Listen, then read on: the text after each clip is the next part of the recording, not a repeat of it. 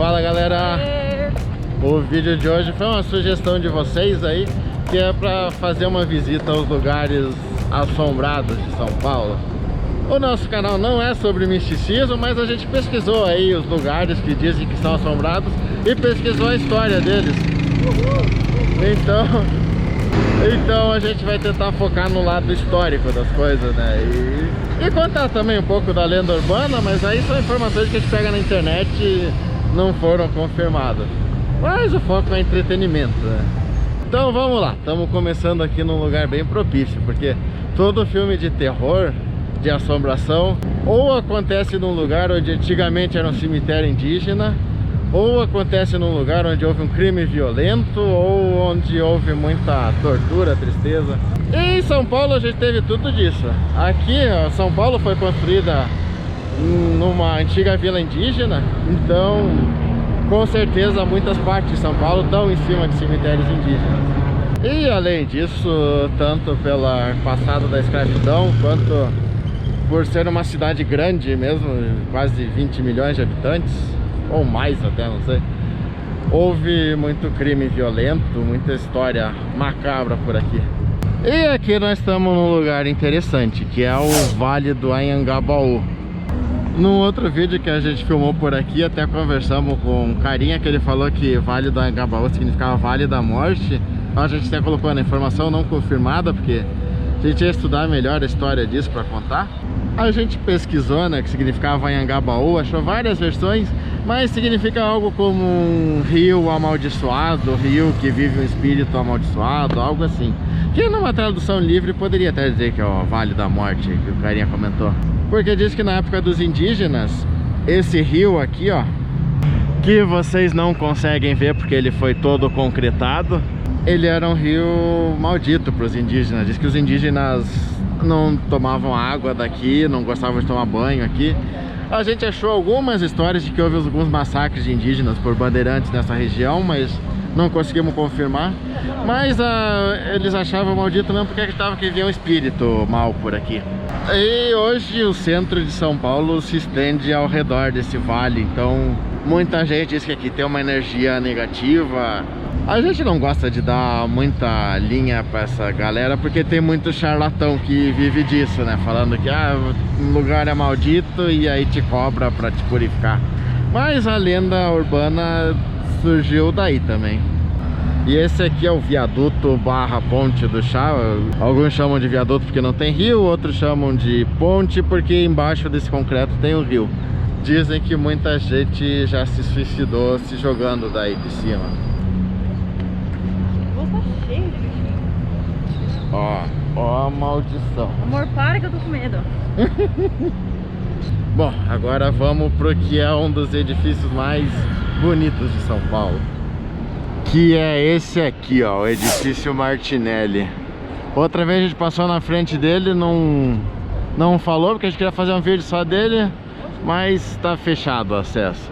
E reparem nessa casa aqui em cima, ó, tem uma mansão em cima dele. Vamos falar disso daqui a pouco. Hoje daqui ele nem chama muita atenção, mas ele já foi o edifício mais alto de São Paulo de longe, assim, ó. Comparem com essa imagem. Ele já tinha 30 andares, na época o mais alto tinha 12 e a maioria deles tinha no máximo 5 andares. Vamos lá perto dele agora.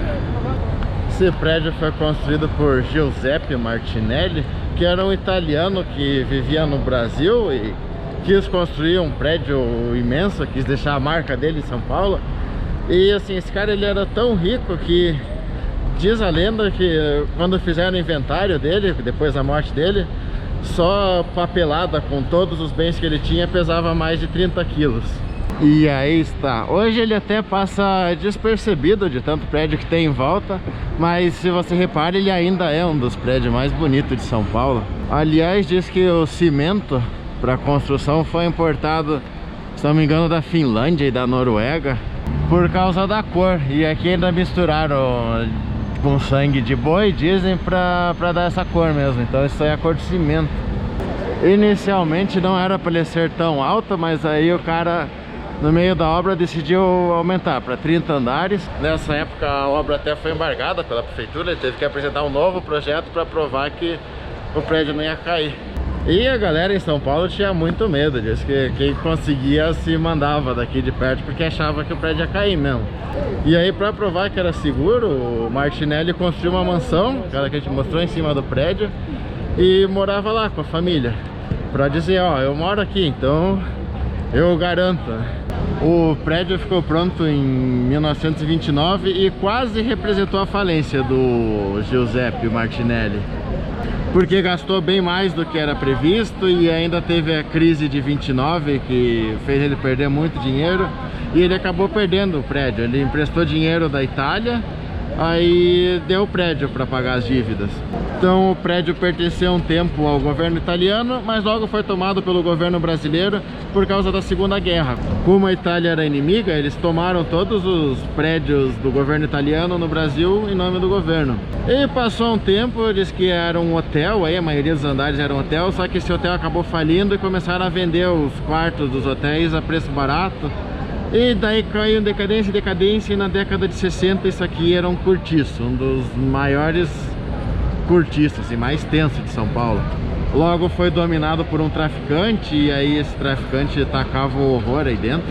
E é dessa época que vem as histórias de terror, de assombração do prédio. A gente leu muitas histórias de assassinato, confirmamos 3, uma muito famosa de um menino que foi jogado no poço de um elevador depois de ter sido abusado e um monte de coisa. Diz que ele estava trabalhando na rua para ajudar o pai dele, aí foi sequestrado e levado aí para dentro e assassinado.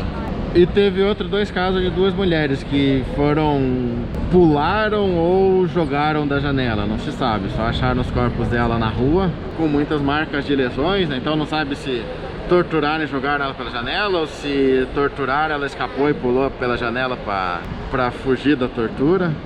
E aí na década de 70 o prédio foi desocupado pelo exército, aí tiraram, e aí diz que no meio, né, tem um vão ali de ventilação entre o prédio, que tinha vários andares de lixo, e no meio desse lixo encontraram umas ossadas humanas também. Ou seja, todo tipo de atrocidade aconteceu aí. Diz que também operava algumas clínicas de aborto ilegais, então por isso que falam que o prédio tem uma energia negativa por causa dessas mortes. As histórias mais comuns do prédio são aí de ver gente fantasma trabalhando, ou ver vulto, ou elevador que anda sozinho, esse tipo de coisa. Em tempos de não pandemia eles permitem visitação. Vamos ver se por acaso estão permitindo. Não pode, infelizmente. Agora vamos lá pro Joelma, que foi onde aconteceu uma das maiores tragédias de São Paulo, que é esse aqui, ó. Atualmente ele se chama Edifício Praça Bandeira. Ele até tenta se desvincular do passado, né, da tragédia do Joelma, mas tem gente igual a gente que insiste em vir aqui e mostrar a história dele, por isso que é difícil perder a fama. O incêndio do Joelma aconteceu em 74 e foi até hoje, acho que é considerada a 3ª maior tragédia de incêndio do Brasil, atrás somente do incêndio da Boate Kiss e de um circo em Niterói. O incêndio começou no 12º andar por causa de um curto-circuito do ar-condicionado, e o prédio não tinha saída de emergência, não tinha um plano de evacuação, e as escadas Magiros dos bombeiros só chegavam até o 16º andar. Então logo o incêndio consumiu o prédio inteiro e não tinha como resgatar. Diz que mobilizaram todos os bombeiros de São Paulo para vir aqui. Tentaram resgate por helicóptero, foi difícil porque o prédio não tinha um heliporto. Tentaram tirar algumas pessoas por tirolesa para os prédios vizinhos, mas morreu aí muita gente, em torno de 190 pessoas. Algumas fontes falam 187, outros falam 191, mas foi assim, um monte de gente. E dizem que esse terreno já é amaldiçoado desde antes. Dizem, e isso dizem mesmo, que aqui era um pelourinho. A gente não encontrou a confirmação dessa informação em nenhum site histórico respeitável, mas dizem que aí tinha um pelourinho, então tinha muita desgraça já, um clima pesado por causa do passado com os escravos. E nesse terreno também aconteceu isso, a gente confirmou nos jornais, o que foi chamado de crime do poço. Aqui vivia um professor, na época numa casa, né? Não tinha o prédio ainda, e ele matou a mãe e as 2 irmãs e jogou num poço. E ele negou o crime, mas aí a polícia começou a investigar e veio na casa dele e decidiu, não, a gente vai escavar esse poço pra ver o que tem aí. E aí diz que nisso o cara, tá bom, vou no banheiro ali, foi no banheiro e se matou. E aí um dos bombeiros que estava trabalhando ali no poço acabou tendo contato com o cadáver e morreu por uma infecção também. Então aí já começa a fama de assombrado o lugar. Isso foi em 48. E aí posteriormente, né, com a construção do Joelma e o incêndio, as histórias, as assombrações só aumentaram. Esse aqui, sim, acho que é o campeão das histórias assombradas de São Paulo, é esse edifício. Inclusive diz que é proibido filmar lá dentro justamente porque muitas histórias aparecem. Já começou logo depois do incêndio, que diz que os legistas que vieram aí fotografaram os corpos. Quando revelaram as fotos, os corpos dos mortos que foram carbonizados tinham desaparecido. Ficou a foto só do lugar sem ninguém. E aí depois que ele foi reconstruído e o pessoal voltando a trabalhar, muita gente diz que sentiu uma aura negativa. Tem gente que diz que vê fantasma, houve gente trabalhando em sala que está fechada. Outra história que ficou famosa foi diz que um menino veio gravar aí, fazer um documentário para a faculdade, e quando estava indo embora de trem, começou a aparecer queimadura no corpo dele, por todo o corpo. E do jeito que elas vieram, elas sumiram. Outra história interessante é que durante o incêndio muita gente começou a fugir por elevador. Até que uma hora o elevador não aguentou mais e enguiçou. E aí as pessoas, tinham 13 pessoas dentro do elevador, elas morreram carbonizadas. Os corpos delas ficaram tão desfigurados que não deu para identificar, na época ainda não tinha DNA. E elas foram enterradas no cemitério de São Pedro, que fica na Zona Leste. E aí diz que o servente que trabalhava lá à noite ouviu uns gritos vindo da tumba dessas 13 pessoas. Uns gritos assim de desespero. Aí ele decidiu jogar água em cima das tumbas e o grito pararam. E depois essas 13 almas ganharam fama de serem milagrosas. Muita gente vai lá, leva oferenda, costuma levar água e pôr em cima da tumba deles, em troca de pedir um milagre, uma cura, qualquer coisa. Outra história famosa que até saiu num livro de Chico Xavier e depois fizeram um filme também, é de uma mulher chamada Volquimar, que ela trabalhava aí, morreu no incêndio. O irmão dela reconheceu o corpo depois, mas decidiu não contar pra mãe, pra evitar o sofrimento, né? Mas eles eram de uma família de espíritas, então diz que a mãe conseguiu entrar em contato com a filha depois de morta e ela contou toda a tragédia. Depois disso eles procuraram o Chico Xavier e essa mulher psicografou uma carta para Chico Xavier. Essa carta tá num livro chamado Somos Seis. Eles já que estão passando num viaduto bem em cima do Terminal Bandeira, mostramos aqui um pouco mais da fachada, ó, de São Paulo. Até achamos esse prédio aqui bem interessante, ó, mostra um pouco o contraste social da cidade. E o próximo destino é a casa da Dona Yaya, que a gente tinha a esperança que fosse estar aberta, mas não está. Essa casa aqui hoje pertence à USP e ela permite visitação, ó. Aliás, tá até aqui, só que acho que deve estar fechado por causa do corona mesmo. Mas resumindo, essa casa aí foi construída para internar a Dona Yaya, uma mulher que teve problemas, vários problemas psicológicos, psiquiátricos, e acabou ficando internada aí praticamente a vida toda, por cerca de 40 anos, até morrer. Hoje eu só vim pra ficar do lado mesmo, porque eu tenho medo dessas histórias e eu não gosto. Eu tive medo de noite, fiquei com medo de fazer xixi de noite. Não gosto disso não. Essa casa não é bem assombrada. Alguns dizem que ouvem aí barulho à noite, mas na verdade é mais a história que é pesada, assim. Fala que os vizinhos ouvem ela gritar até hoje. Essa Dona Yaya, ela se chamava Sebastiana. E ela era de uma família muito rica, assim, muito rica. Só que a vida dela foi marcada por tragédia, a vida da família foi marcada por tragédia. Ela tinha duas irmãs que morreram bem cedo ainda, vítimas de asfixia e tétano. Depois os pais dela morreram quase juntos, né? Morreram com intervalo de 2 dias um do outro. Ficou só ela e o irmão, foram cuidados por um tutor. O irmão dela, quando cresceu, endoidou e acabou se suicidando. Numa viagem que estava fazendo de barco para Buenos Aires, ele se jogou do barco. E aconteceu que a Sebastiana, a Dona Yaya, com 18 anos já era herdeira de uma fortuna milionária. E ela até que aproveitou da fortuna dela por um tempo, só que foi passando, ela começou a apresentar sinais de demência, sinais de esquizofrenia. E aí quando estava por volta dos 30 anos, ela tentou suicídio, se dizia perseguida, vítima de perseguição e tudo. Acabou sendo declarada inapta para cuidar da fortuna, dos bens dela. E aí as pessoas que cuidavam do dinheiro dela decidiram construir essa casa aí para internar, servir de sanatório particular para ela. Resolveram construir aqui, que na época era uma área afastada do centro, uma área meio rural assim. E ela ficou internada dos 31 anos até o fim da vida. Ela morreu com quantos anos? Eu li em algum lugar 70. Tá. E esse tempo todo ela viveu trancada no quarto. Diz que fecharam totalmente o quarto. A janela não abria por dentro, só por fora. Tinha um buraco para passarem comida. Enclausuramento total mesmo. E aí tem gente que acredita que a loucura dela nem era tanta e que ela enlouqueceu por viver assim. Mas era assim que era feito o tratamento na época, né? E como ela não tinha herdeiros, a família acabou nela. E na época tinha uma lei que a herança não podia ser passada para parente de segundo, terceiro grau, era só parente de primeiro grau. Acabou ficando pro estado, toda a fortuna dela ficou pro estado. A casa foi doada para a Universidade de São Paulo e fica aí até hoje. É permitido visita para conhecer como aconteceu a história, mas infelizmente a pandemia está fechada. E para finalizar, estamos procurando agora o outro destino. Tivemos que pegar um ônibus para vir para cá, que era longe. Estamos embaixo do Minhocão? Não tenho ideia, mas acho que é. Chegamos, Brasil.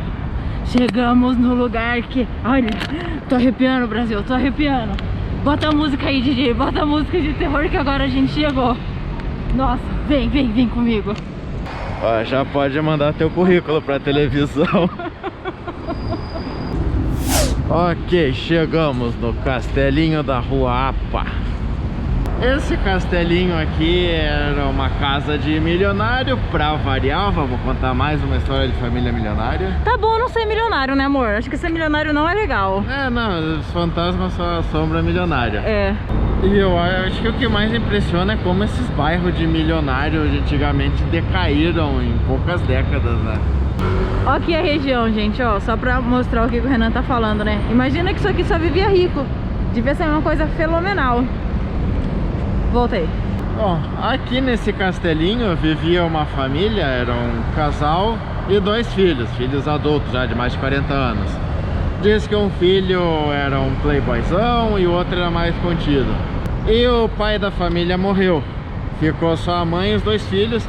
E aí começou a briga por como iam conduzir os negócios. Diz que a família tinha um cinema e o filho mais playboyzão queria transformar o cinema numa pista de patinação. Os outros não queriam. E bom, aí 2 meses depois da morte do pai, aconteceu um crime nessa casa, que é um dos grandes mistérios de São Paulo. Não chegaram a uma conclusão nunca. Foram encontrados 2 filhos e a mãe mortos na casa e uma arma. E a polícia chegou à conclusão que quem matou foi um dos filhos, matou a mãe, depois matou o irmão e se matou. Só que essa versão não bate bem, porque primeiro que os corpos estavam numa disposição assim, enfileirados, que não é muito comum numa cena dessas. A outra é que o que supostamente se matou com 2 tiros na barriga, o que também não é muito normal, a pessoa se matar com 2 tiros. Não é impossível, né? Pode dar um tiro, não morreu, dá outro, mas não convenceu. E também acharam pólvora na mão do outro filho. Aí os médicos legistas disseram que quem matou foi o outro. Mas ainda tem outro mistério, porque a mãe levou 4 tiros. 2 balas eram do calibre da arma que encontraram e 2 balas eram de outro calibre. E nunca acharam a arma desse outro calibre. Ou seja, levantou muita suspeita de que foi assassinato. Dizem que um dos irmãos estava endividado, então pode ser... Não sei, tem várias teorias, ninguém chegou a conclusão nenhuma. Depois disso, passou o tempo, não tinha herdeiro também, o castelo acabou abandonado. Aí virou depósito de catadores de papel, ficou bem abandonado ao mesmo tempo. Mas teve um final feliz, e hoje aí funciona uma ONG. A ONG das Mães do Brasil. O prédio foi totalmente reformado pelo governo faz o que, uns 3 anos talvez. Antes ele estava assim, né, o castelo, totalmente abandonado. E a ONG hoje que trabalha aí ajuda moradores de rua, ajuda crianças, pobres. Diz que no tempo da destruição era um lugar assombrado, que ouviam aí gritos também. Mas felizmente essa história ficou para trás e teve um final feliz. E é isso, galera, esses são os principais locais que têm ou tinham fama de assombrados de São Paulo. Agora vamos voltar para casa antes que comece a chover. Então até a próxima!